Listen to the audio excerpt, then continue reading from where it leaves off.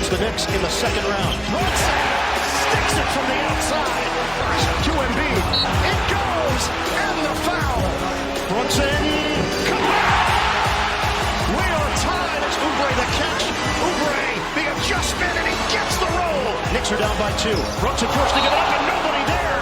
The Sixers stay alive. The Knicks could not shut the door. Good day. What's going on, everyone? Welcome into First Take on this Mad Dog Wednesday. I mean, who's better than me? And I have Andrea Carter here. Thank hey, you. girl. Thank How we you. doing? SA from the West Coast. Got the chain out. Okay. Stephen A. I mean, like, what happened? Actually, don't answer me because I'm going to tee it up first. But good morning, everybody. Good morning. Good morning to everyone except maybe Stephen A. Yeah. Stephen A. Hi, Andrea. They're still going to win it. What's like, up, relax. doggy? Relax. Hello there, Stevie. Stephen A., adversity makes us better. It builds character, all right? Take it on your chin, buddy. Louis Riddick will join us as well, but we start with the NBA playoffs. Guys, let me tell you this. New York City was very quiet this morning when I was walking around. Not a peep from anybody. After Tyrese Maxey scored 46 points, helped the 76ers stave off elimination. Thanks to Maxey's 7 points in the final 28-9 seconds of regulation, Philly erased a 6-point lead inside the final 30 seconds and went on to claim a 112-106 OT win at the Knicks, sending the series back to Philly for Game 6. Find a way to survive. Like I said, our season's on the line. I mean, like, I trust my work. I trust what I've done all my life, and just try to get to a spot and raise up and knock a shot down. It's not hostile. I mean, I love New York. New York is, my favorite city in the world.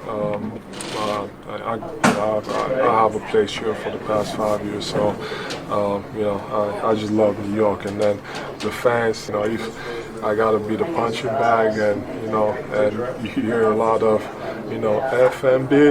That's okay. I love it. Okay, SA, you're up first here. Do you feel like the Sixers took Game 5 or the Knicks gave it away? Is that a trick question? No, it's not a trick question. what the hell do y'all think happened? You had a 6-point lead with 28.6 seconds left. How the hell you lose that game?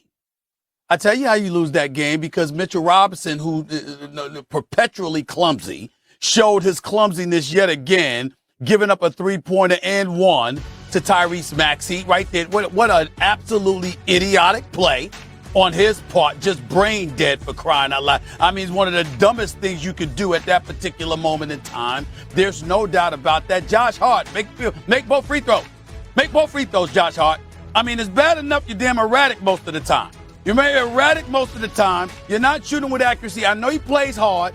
I know he's a workhorse. I got mad love and respect for him. But the bottom line is that, damn it, on too many occasions, too damn erratic.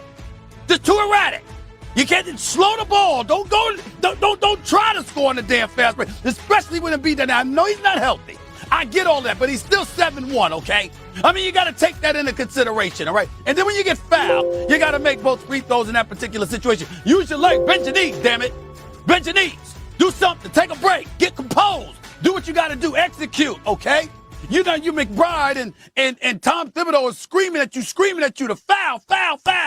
But you don't hear them or whatever. You don't know better. All of a sudden, you get brain locked. Known for executing effectively in a game and near the end of games. The Tom Thibodeau team, this team looked lost. And then don't get me started with overtime. Jalen Brunson, we're going to make a lot of noise because the brother dropped 40. He's got 87 points over the last 2 games. He's been absolutely sensational statistically and what have you. I'm sorry, ladies and gentlemen. Jalen Brunson, what the hell were you doing in overtime? 8 of the team's 10 shots? 8? He forgot he was a point guard. He forgot he had teammates.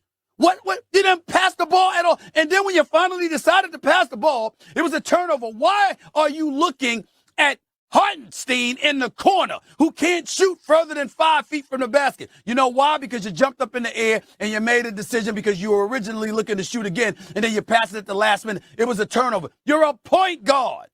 I understand you're scoring. I understand how effective you've been. I understand what a superstar you've been for this team this year, and we appreciate you. But in overtime, he forgot all the things that made him great. He looked incredibly selfish. Wasn't looking to pass the ball.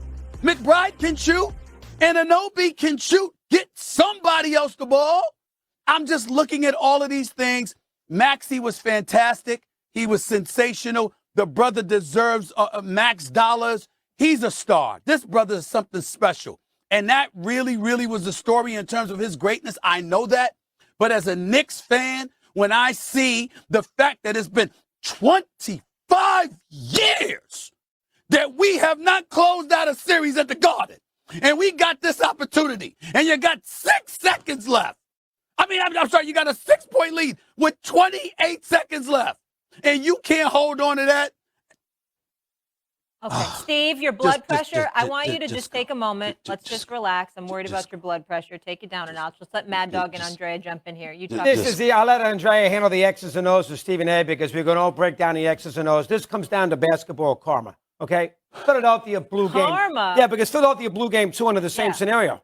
And they got 2 lousy calls, and they missed 2 free throws by Lowry. If they didn't give an offensive rebound, they would have won. But they got 2 terrible calls, which the NBA acknowledged, and they should have won the game. So basically, the Knicks gave back what Philly gave them in game 2. So from that standpoint, I don't know what the big deal is. Sixers blew a big game in game 2. Nobody said a word. And now the Knicks blow a game that they should have won, and Steve's going nuts. That's the first thing. Second thing, the Knicks fan, who should know better, all right? After game 1, we want Boston. What? Want Boston? You haven't done anything in 100 years. Now you want the Celtics? I mean, calm down. Number 2, the Knicks fan who invaded Philly last week, after the game, they're out there with the little video phones putting freaking jerseys on Wilt Chamberlain, Julius Erving, and Moses Malone statues. Knicks in 5, Knicks in 5. What? You haven't even won a series yet. These are the New York Knicks. You're not the freaking LA Lakers in the 80s. That was ridiculous. That's bad karma. And then number 3, the Knicks hierarchy, they wheeled out every ex-Knick. This is not Game 7 of the NBA Finals. Bill Bradley, Starks, Ewing, Carmelo, enough already. Play the ball game. The Knicks thought they were going to a party last night, and they were going down the Canyon of Heroes. And the Knicks forgot to do what great teams know how to do, and that is close out a very dangerous opponent. And everybody says, well, the Knicks, they gave one. Well, how about the Phillies? Philly gave away game 2, so we're even. Philly gave away 1, you gave away 1. So what's the big deal? And Knicks fans, calm down. The 24-year-old Knicks fan at the court state last week who never heard of Dave DeBusschere, never heard of Bill Bradley, wouldn't know Walt Frazier if he fell on him. Richie Garrett, wouldn't know him either. Carl Braun, Dick McGuire. I heard he had, did he have freaking Brunson as the 5th greatest Knick of all time this week, Stephen A? Oh, no, my God. No, that's not accurate. That's not accurate. What number? I said, no. I said I had him top 5 in the last 50 years since 73. That's what I said. Oh. That's what I said. That's not what I heard. No, that's what I said. I said it literally. If you didn't hear it, it's because your ears were clogged. Okay. Since 73. How am I going to sit up there? This is a first-round series and just omit the champions, okay? The last time they won a championship was 1973. I said after that. Let's let the top players 5. speak. Andrea, the floor is yours. We've got high blood pressure. I'm gonna calm down here. Yes, the Knicks made a ton of mistakes. Yes, Russo, Knicks fans have had a lot to say very early in things.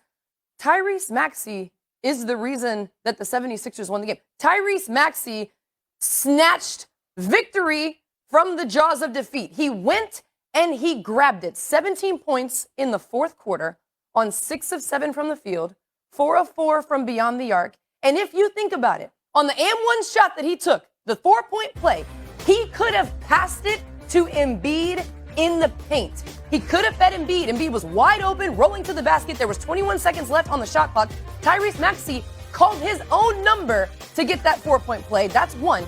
And then 2, coming down the court, the high screen, he goes and shoots the ball. I don't know if anyone expected him to even take that shot that early from the logo. Tyrese Maxey won this game. I know the Knicks had multiple opportunities, and they choked at times. They looked indecisive. They looked tired. But Tyrese Maxey could have been tired too. He played every second of the game after the first quarter. He played the entire game after that. He could have been tired. What did he do? He stepped up. He won the game. Knicks fans, fine. Poor decisions by the Knicks, fine. Indecision by the Knicks, fine. If Tyrese Maxey doesn't make the most of those two moments in particular, but also of the fourth quarter when Embiid was struggling, the 76ers still lose. Tyrese Maxey won the game, period. Well, 100%. first of all, They're great. hold on, Go ahead, hold on, Steve. hold on. That's a nice soliloquy. But here's the reality, Andrea. If Mitchell Robinson doesn't foul Tyrese Maxey and Tyrese Maxey hits the three, still not enough. If Josh Hart hits both free throws instead of missing the front end, the Knicks still win the game.